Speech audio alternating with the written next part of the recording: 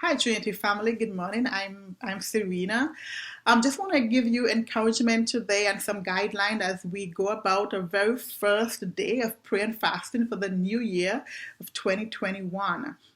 I want to ask that as we commit, dedicate, and devote ourselves to spending time in prayer, hearing from God, listening to God, and pouring out our hearts before God, that we prepare our hearts and our minds to receive a word that would bring closure to us from a year that we have left and to be prepared for God's path and God's purpose that He is preparing for us as we embark upon this brand new year of 2021.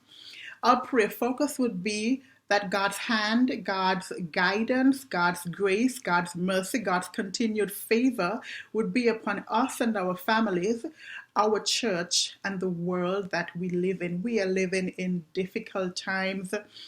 And so, whenever I think about transition, I think about the book of Joshua. Joshua and the children of Israel were about to embark upon a season of transition and moving from one season into the next. And so, I want us to spend some time reading from the book of Joshua, chapter 1, the first 9 verses, and meditate upon God's instruction to Joshua.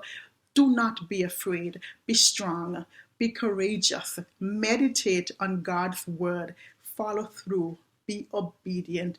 And when we do this thing, God made the promise that He would make the way prosperous. That is why we are praying for God's hand to be upon us, our families, our church, and the entire world. God bless each and every one of you as you devote that time to be with God and to fellowship with Him. And I pray that you would hear remarkable things from Him as we expect great things in our time in prayer and fasting. God bless you.